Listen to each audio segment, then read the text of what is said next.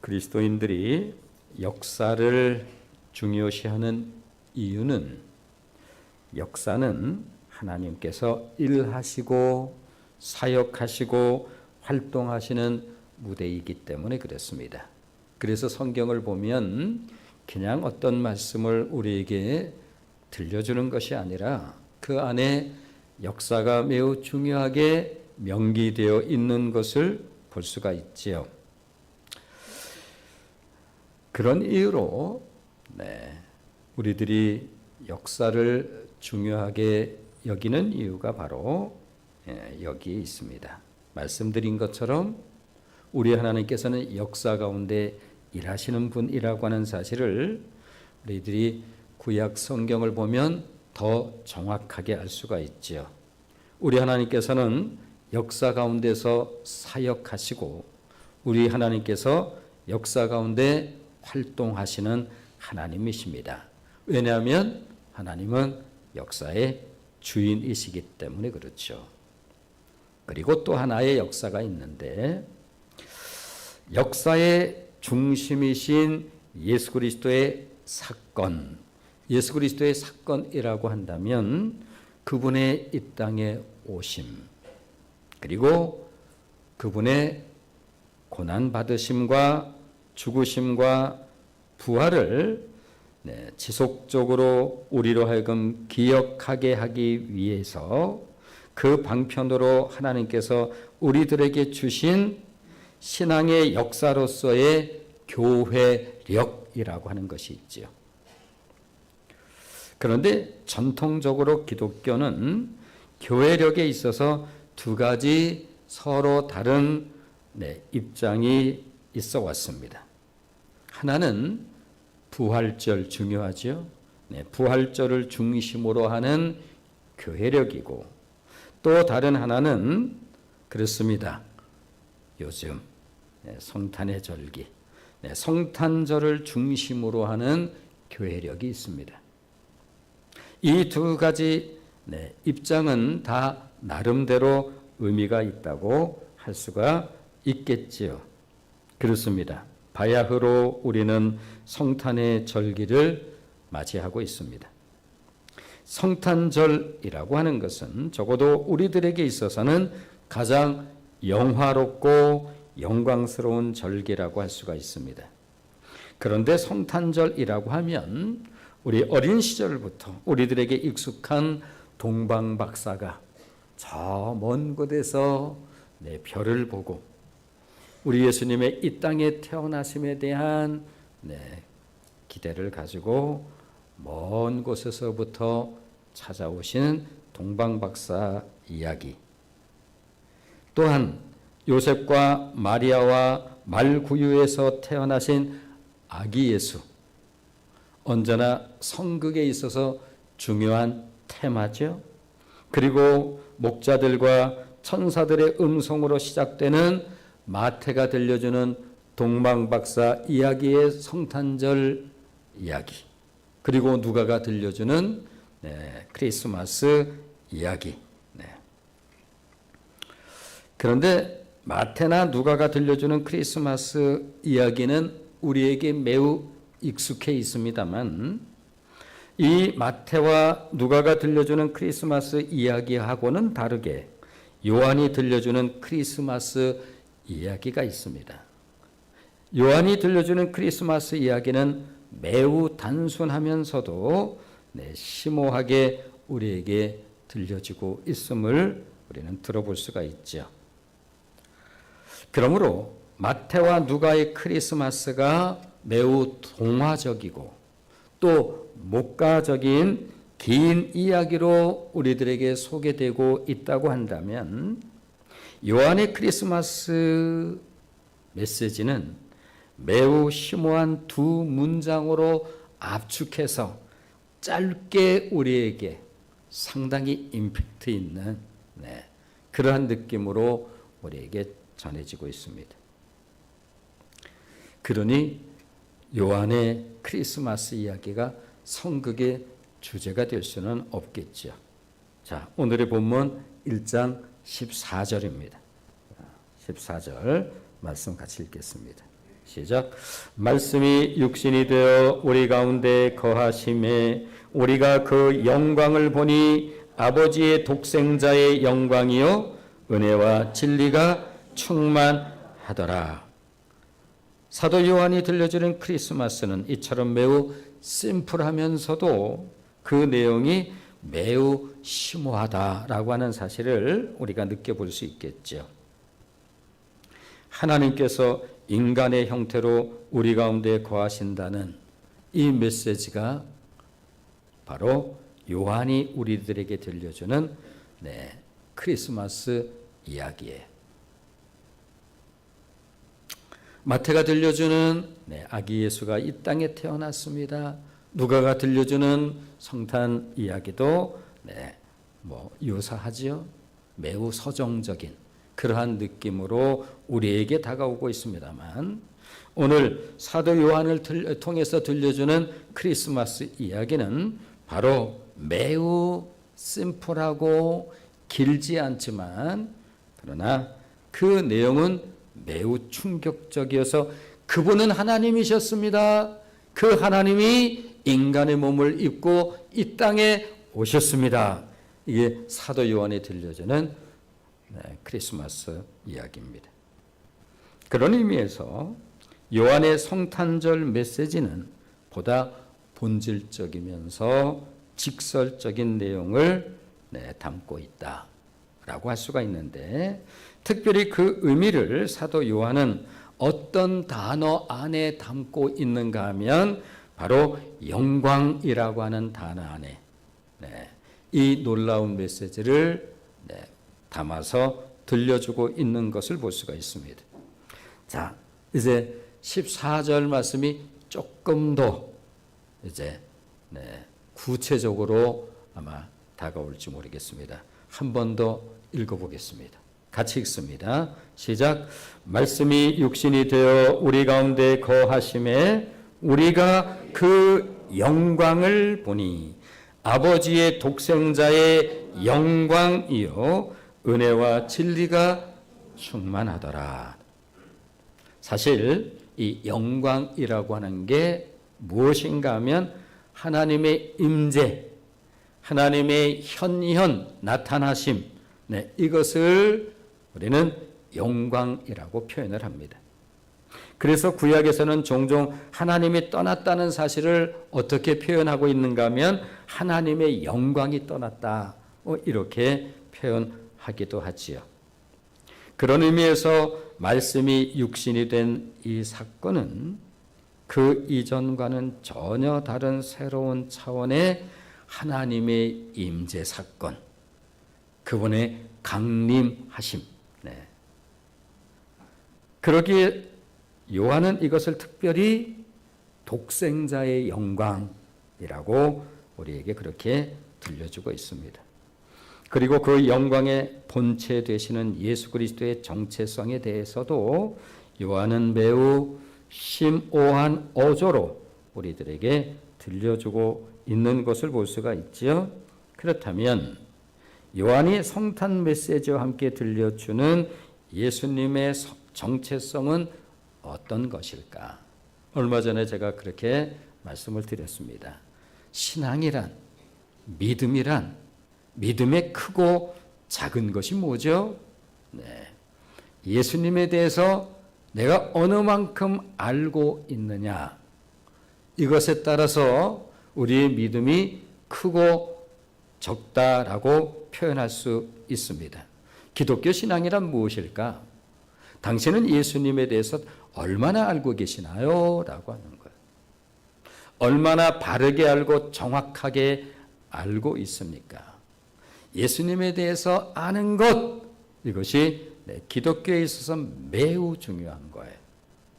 여러분은 그런 의미에서 어떤 사람은 애매한 신앙생활을 하는 분들이 있고, 그리고 구체적인 신앙생활을 하는 사람이 있는데 그 기준이 무엇인가 하면 말씀드린 것처럼 어느 만큼 예수님에 대해서 바르고 정확하게 알고 있느냐, 아니면 막연한 추상적인 이해를 가지고 예수님에 대해서 예수님에 대한 이해를 가지고 있느냐에 따라 다르다라고 말씀드릴 수 있죠. 말씀드린 것처럼 그렇다면 요한이 성탄 메시지와 함께 들려주는 예수님의 정체성은 어떤 것일까? 그분은 영원 안에 존재하시는 분이십니다. 시간이 있기 전 홀로 계신 하나님의 정체성 안에 계신 분이십니다. 사도 요한은 요한복음을 시작하면서 첫머리에 그분은 하나님이십니다. 이렇게 들려줘요. 1절이죠. 한번 보실까요? 다시 잘하는 말씀이지만 읽어보겠습니다. 시작. 태초에 말씀이 계시니라. 이 말씀이 하나님과 함께 계셨으니 이 말씀은 곧 하나님이시니라. 그 말씀이신 하나님이 14절 이 땅에 육을 입고 이 땅에 오신 것입니다. 가끔 이제 일부 예배 때도 그런 말씀을 드렸어요. 왜 성경 공부를 해야 되는지 아십니까?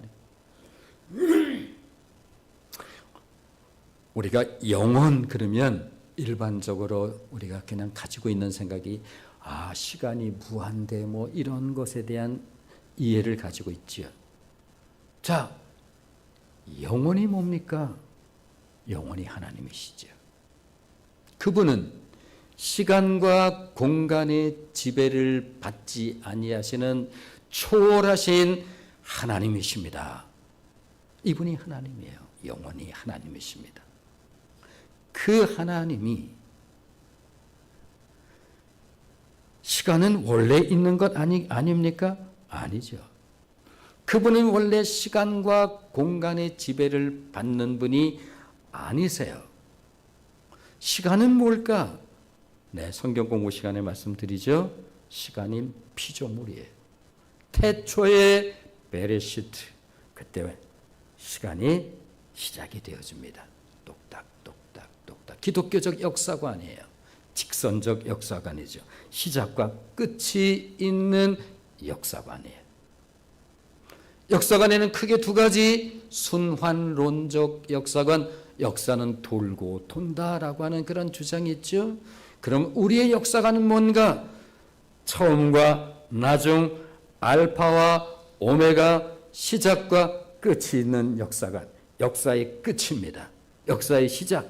그러므로 시간은 피조물인 거예요.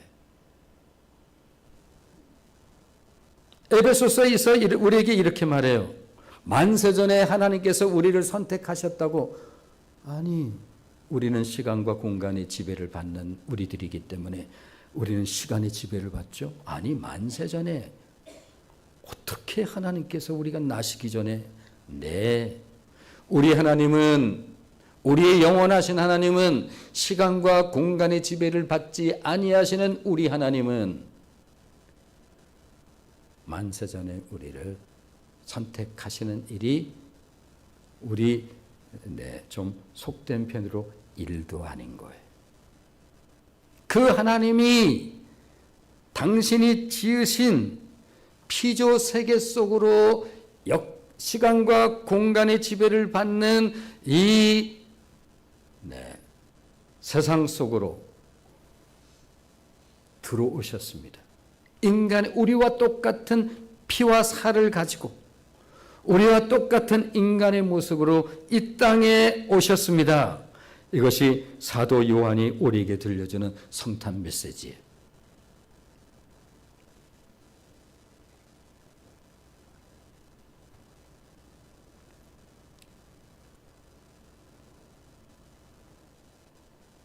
이 세상은 그분에 의해서 창조되었다고 사도 요한이 들려줘요. 예수님이 누구인지 아십니까? 그분은 창조주이십니다. 3절을 같이 읽어보겠습니다. 3절 같이 읽습니다. 시작. 만물이 그로 말미암아 지은 바 되었으니 지은 것이 하나도 그가 없이는 된 것이 없느니라 이렇게 들려주고 있습니다. 예수님에 대해서 아시나요? 여러분의 신앙과는 뭡니까? 기독교 신앙은 이런 것에 관한 것을 말하는 거예요. 매우 놀라운 거지요.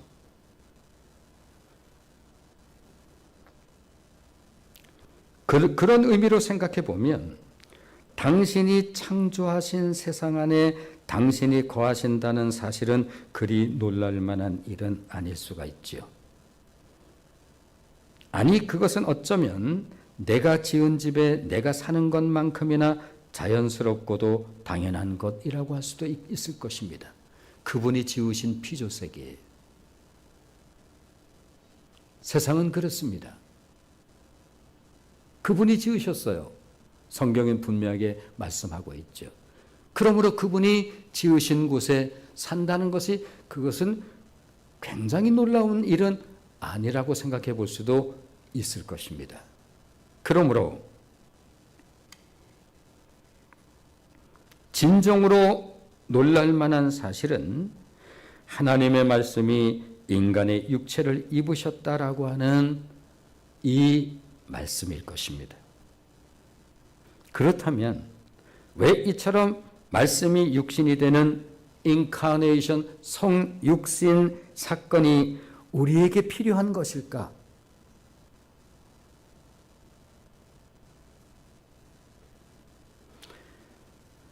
살짝 성경 공부적 그런 분위기입니다만 기독론, 예수는 누구인가에 관한 거예요. 이 기독론에 있어서 가장 중요한 핵심이 그분은 참 하나님이시며 또한 동시에 그분은 참 인간이십니다라고 하는 일인 한 사람 안에 들어있는 두 인격이에요. 기독론의 핵심이에요. 왜 그분은 참 하나님이시면서 그분은 참 인간이어야 하는 것일까? 다시 말해서 그분은 왜 이 세상에 오셔야만 되는 것일까? 그것도 우리와 동일한 인간의 몸을 입고.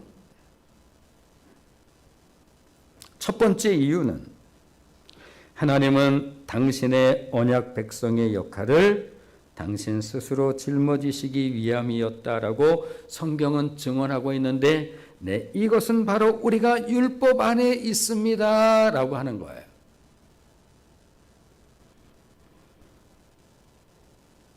그래서 바울은 예수님의 이 땅에 오신 사건을 우리들에게 이렇게 들려주고 있습니다.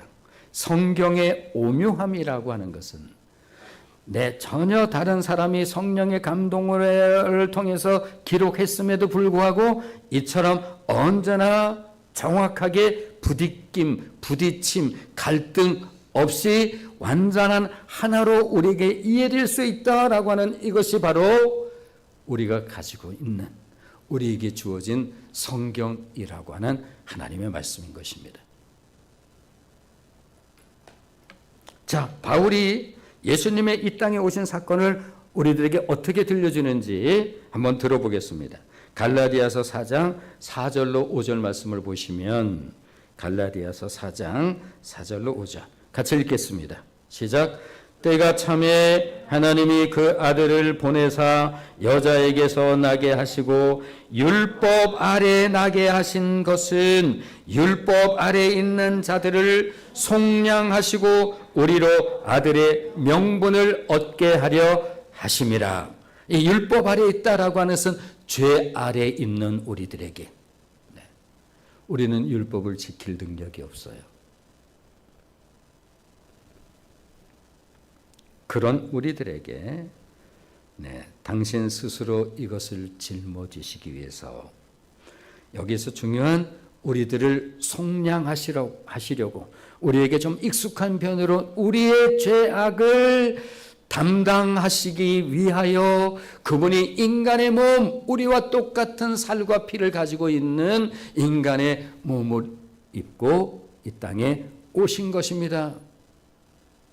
이것이 성탄절에 있어서 매우 중요한 의미죠. 때가 참에 제가 이제 이런 시간을 통해서 제가 성경 공부의 동기부, 일종의 동기부여를 좀 하는 거예요. 때가 참에 내 시간에는 두 가지 의미가 있습니다. 헬라어로. 네. 하나는 크로노스의 시간이요, 하나는 카이로스의 시간입니다. 크로노스의 시간은 바로 시계의 시간, 똑딱똑딱똑딱. 지금은 12월, 조금 있으면 한 해가 저물어가는 멈추지 않는 이 달력의 시간을 말하는 거죠. 일반적인 시간을 의미합니다. 또한 동시에 카이로스의 시간, 카이로스의 때가 있습니다. 하나님의 시간, 주님의 때, 의미 있는 시간. 그러므로 예수님이 이 땅에 오신 사건은 아무 때나 오신 것이 아니라 때가 참에 정확히 필요한 시간, 그 시간에 그분이 오신 것입니다. 두 번째 이유에 왜 그분은 인간의 몸을 입고 이 땅에 오셔야 되었을까? 죄로 인한 우리들은 하나님이 누구인지를 인식하는 능력이 현저하게 없어져 버렸어요. 그래서 우리도 왕왕, 또 세상 사람들이 왕왕, 하나님 봤어? 봤냐고? 뭐 이런 표현을 하곤 하죠. 네. 죄로 인해서 우리들은 하나님이 누구이신지를 인식하는 능력이 현저하게 없어진 그러한 존재가 되어 있는 거예요. 그런 인간에게 하나님은 인간의 형태로 오셔서 우리에게 당신을 보여주시기 위해서 오셨다라고 말씀드릴 수 있습니다. 그래서 예수님은 언젠가 나를 본 자는 아버지를 보았다라고 말씀하시죠. 네, 역시 사도 요한. 이 복음서에는 사복음서라고 우리가 얘기하잖아요. 네, 살짝 성경 공부가 비슷한 뉘앙스가 있습니다만 마태, 마가, 누가복음, 이 복음서를 공관복음 같은 시각으로 본다. 그런데 요한복음서는 이 복음서들하고 좀 달라요. 그래서 제4복음서 또는 영적인 복음서다. 읽고 들어보니 매우 영적임에 틀림이 없죠. 그렇습니다. 사도 요한이 이렇게 말합니다. 나를 본 자는 아버지를 보았거늘. 요한복음 14장 9절입니다. 은혜를 돕는 말씀을 한번 보실까요? 네. 요한복음 14장 9절. 네. 같이 읽습니다. 시작. 예수께서 이르시되 빌립아, 내가 이렇게 오래 너희와 함께 있으되 네가 나를 알지 못하느냐? 나를 본 자는 아버지를 보았거늘 어찌하여 아버지를 보이라 하느냐? 그렇습니다. 예수님은 보이는 하나님의 형상인 것입니다. 그러므로 예수님을 아시나요? 예수님을 모르고 신앙생활하는 것은 매우 안타까운 신앙이라고 할 수 있죠. 본질에 대한 이해를 전혀 모르고 막연한 추상적 이러한 신앙생활을 하게 되면 대부분 어떤 신앙에 걸리게 되어지는가 하면 소위 말하는 기복신앙에 다 걸리게 되는 거예요. 김혜정 집사님이 이제 베델 시간에 지율이가 하나님 보고 싶다고 그래요. 어떻게 해야 되죠? 예수님이 바로 우리가 볼 수 있는 하나님의 형상이야. 세 번째 이유입니다. 하늘과 땅의 모든 것을 머리이신 그분 아래 두시기 위함이라고 할 수 있습니다. 언젠가 제가 이런 표현을 했어요. 얼마 전에 지상 최고의 예수쟁이. 예수가 너무나 자랑스러웠던 그 사람. 예수님을 알고 난 이후에 온통 인생이 예수의 인생으로 살았던 그 사람. 예수 그리스도의 종이라고 하는 사실이 늘 감격스러웠던 그 사람. 네, 그래서 편지를 쓰면 그 맨 앞자리에 예수 그리스도의 종나 바울이 빌립보서를 통해서 이렇게 들려줍니다. 그는 근본 하나님의 본체이셨습니다. 그 하나님의 본체이신 그분이 바로 인카네이션에 대한 얘기를 하죠. 인간의 몸을 입고 종의 형체로, 인간의 몸을 종의 형체로 이 땅에 오시고 죽기까지, 십자가의 사건, 죽기까지 복종하셨으니 우리 하나님께서 그를 지극히 높여 하늘에 있는 자들과 땅 아래에 있는 자들과, 읽어볼까요? 빌립보서 2장 9절로 11절에. 자, 은혜를 돕는 말씀 혹시 준비 안 됐죠? 네, 제가 그냥 할게요. 그냥 요 말씀이 그 말씀이에요. 자, 이름으로 하나님이 그를 지극히 높여 모든 이름 위에 뛰어난 이름을 주사 하늘에 있는 자들과 땅에 있는 자들과 땅에 아래에 있는 자들이 모든 무릎을 예수의 이름 앞에 꿇게 하셨다. 그분의 이름 앞에, 그분 앞에 하늘에 있는 자들, 땅 위에 있는 자들, 땅 아래에 있는 모든 것들이 그분의 이름 앞에 무릎을 꿇게 하셨습니다. 우리 하나님께서. 그리고 모든 입으로 예수 그리스도를 주라 시인하여 하나님 아버지께, 오늘의 주제어죠, 영광을 돌리게 하셨느니라. 그분이 그리스도예요. 예수는 그리스도, 예수는 주. 내가 믿고 있는 기독교를 정말 제대로 한다면 우리의 어깨는 날마다 이렇게 펼쳐져 있을 거예요. 내가 믿는 기독교를 정말 내가 정확하게 알고 있다고 한다면 우리의 낯빛은 날마다 빛나게 될 것입니다.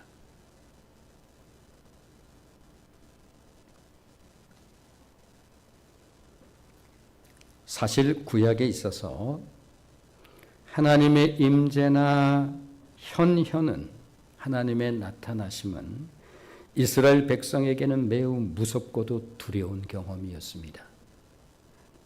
왜냐하면 하나님의 임재를 가까이 하는 것은 곧 죽음을 의미하기 때문에 그렇습니다.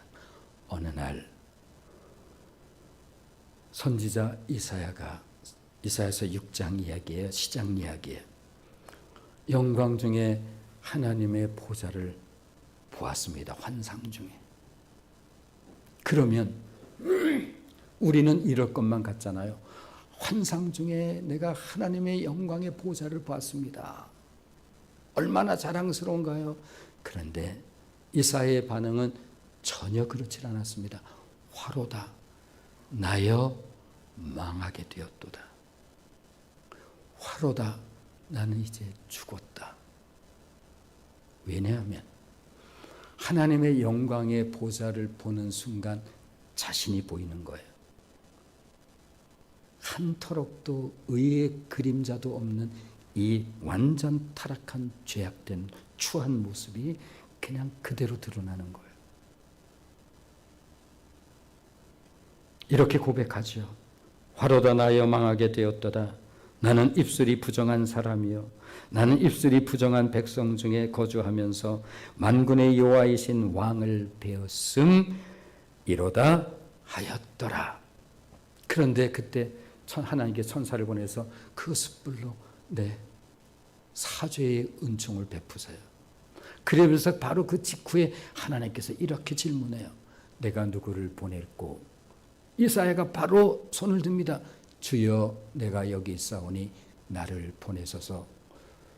주님 내가 여기 있사오니, 이것이 은혜 받은 자의 반응인 거예요. 그대는 은혜를 제대로 받았나? 은혜 받은 자의 반응은 이런 것입니다. 나를 보내소서.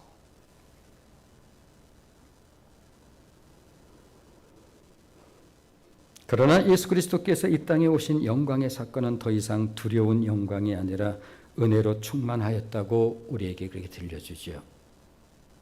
이제는 그분의 얼굴을 직접 볼 수 있을 뿐만 아니라 그분을 가까이 할 수 있게 된 것입니다. 그러기에 요한은 요한복음 3장 17절 말씀을 통해서 우리에게 이렇게 들려주고 있는 것입니다. 자, 요한복음 3장 17절 같이 읽겠습니다. 시작. 하나님이 그 아들을 세상에 보내신 것은 세상을 심판하시려 함이 아니요 그로 말미암아 세상이 구원을 받게 하려 하심이라. 그러기에 사도 요한은 예수님께서 이 땅에 오신 예수님의 성육신 사건은 은혜로 충만한 영광의 사건이요 진리로 충만한 영광의 사건이라고 들려주고 있는 것입니다. 그렇다면 진리로 은혜와 진리로 충만하더라. 말씀이 육신이 되어 우리 가운데 거하시네. 그 영광을 보니 그 영광을 보니 독생자의 영광이요 은혜와 진리로 충만하더라. 자, 그렇다고 한다면 진리로 충만하다는 뜻이 무슨 뜻인가요? 진리란 하나님께서 행하신 일들 전부를 가리키는 말로 예수 그리스도를 통해서 하시고자 하시는 하나님의 약속을 의미한다고 할 수 있습니다.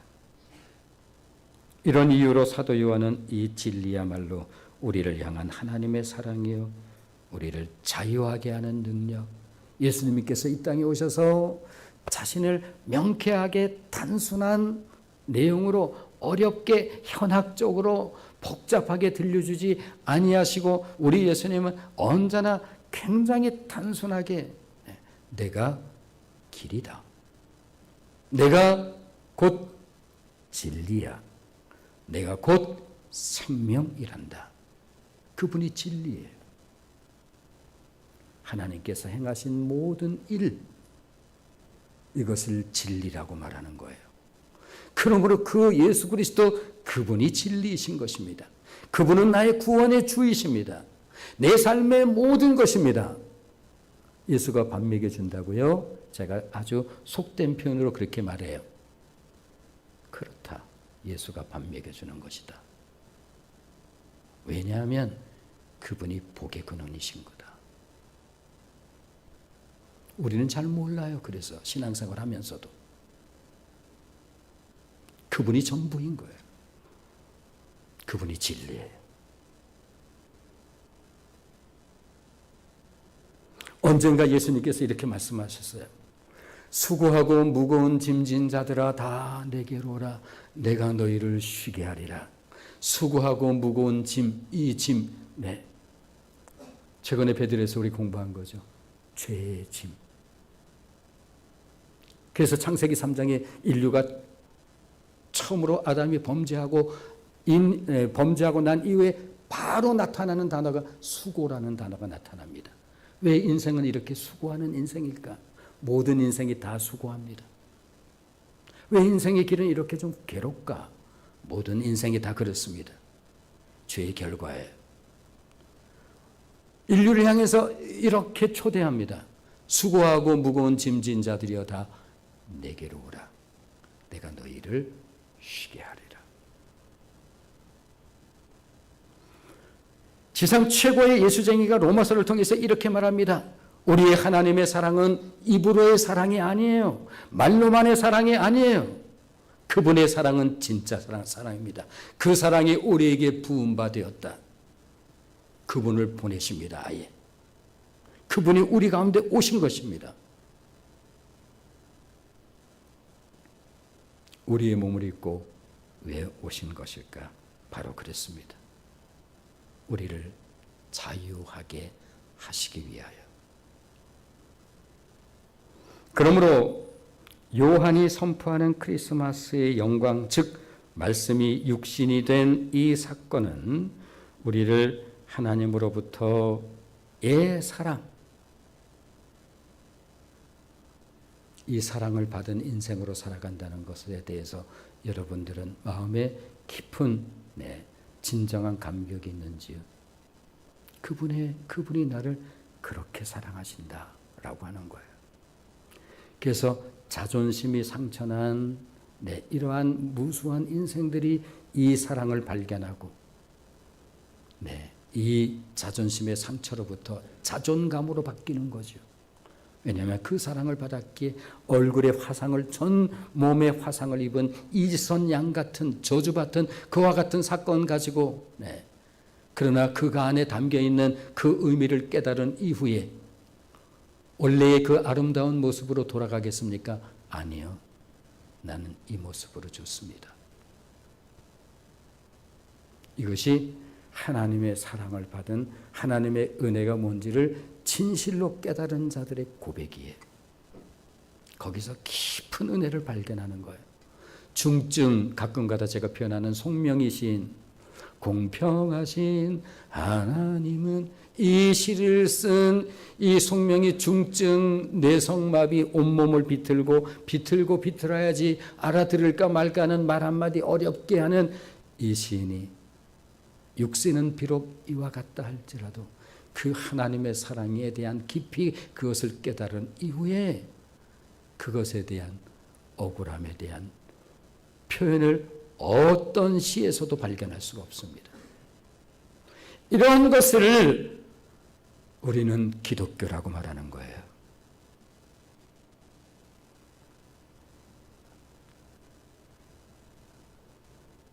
그런데 이 영광은 누구나 볼 수 있는 영광은 아니라고 말합니다. 하나님의 영광을 볼 수 있는 사람들에게만 열려 있다는 거예요.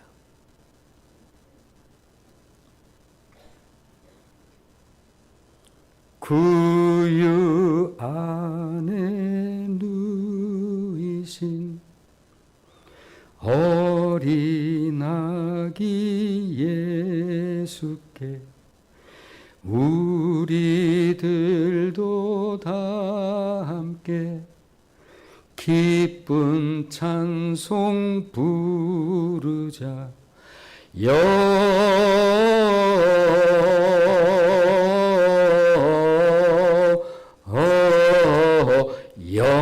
영광을 높이 계신 주께 영광을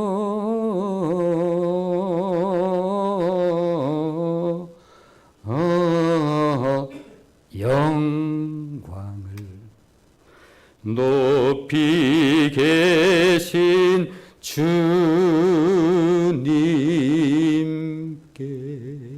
누구나 보는 것은 아니에요.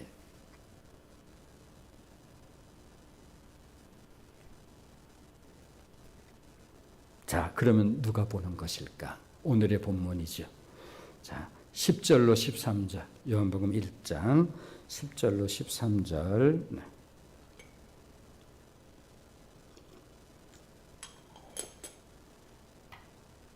같이 읽습니다. 시작. 그가 세상에 계셨으며 세상은 그로 말미암아 지은 바 되었으되 세상이 그를 알지 못하였고 자기 땅에 오매 자기 백성이 영접하지 아니하였으나 영접하는 자 곧 그 이름을 믿는 자들에게는 하나님의 자녀가 되는 권세를 주셨으니 이는 혈통으로나 육정으로나 사람의 뜻으로 나지 아니하고 오직 하나님께로부터 난 자들에게만 주어지는 거예요. 그러므로 세상이 어떤 모습을 가지고 있다 할지라도 내가 정말 참된 기독교에 대한 바른 이해를 가지고 있다고 한다면 이 영광스러움이 얼마나 크고 놀라운 것인지를 절절히 깨달아 내 온몸이 화상이 되어도 내가 그로 인해서 이 은혜를 내가 깨닫게 되었으므로 나는 원래 모습으로 돌아가고 싶은 마음 없습니다. 이지선 양의 실제 고백이에요. 한동대 교수로 있는 송명의 시인. 언젠가 그날 주님 앞에 가는 날 내 이 부족한 육신이 온전한 몸으로 바뀌어질 것을 나는 믿습니다. 영광의 몸으로 주님, 부활하신 주님과 같은. 근데 이 시대에는 그러므로 참 크리스찬들을 요구하고 있구나. 이런 얼치기 크리스찬들 말고 이름만, 무늬만, 진정한 이 안에 이것이 자부심으로 있는, 감사로 있는, 목이 곧다는 뜻이 아니라 이 시대 속에 참 크리스찬으로 산다는 것은 기가 막힌 거구나. 언제나 혈통으로나 육정으로나 사람의 뜻으로 난 것이 아니라 오직 하나님께로부터 난 자들만이 볼 수 있는 영광이에요. 사도 요한은 요한복음 3장에서 이와 같은 사람에 대해서 언젠가 요한복음을 통해서 계속 이 영적인 내용을 참 많이 들려주고 있는 거구나. 니고데모가 얼마 전에 제가 설교하다가 그냥 계속 얘기했는데 니고데모를 제가 계속 아리마대 요셉이라고 그러고 있더라고요. 끝나고 나서 생각이 났죠. 네. 니고데모가 예수님께 궁금해서 갔어요. 예수님이 이렇게 말씀하십니다. 물과 성령으로 거듭나지 아니하면 하나님 나라를 영광을 볼 수 없느니라. 네? 모태로 다시 들어가야 된다는 말인가요? 너는 이스라엘의 선생이라고 하는 사람이 그 의미도 모른다는 말이냐? 그랬습니다.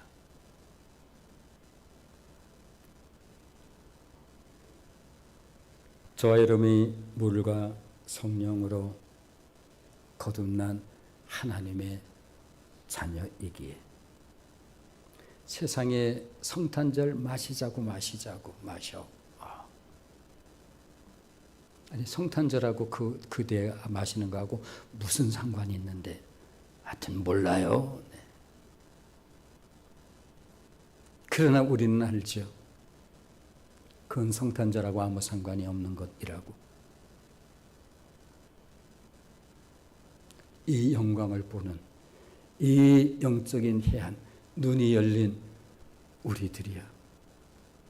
이것이 성탄절이 우리에게 가져다주는 뭐라 표현할 수 없는 무한 영광이라고 하는 사실을 기억하시기를 주님의 이름으로 축원을 드립니다. 기도하겠습니다.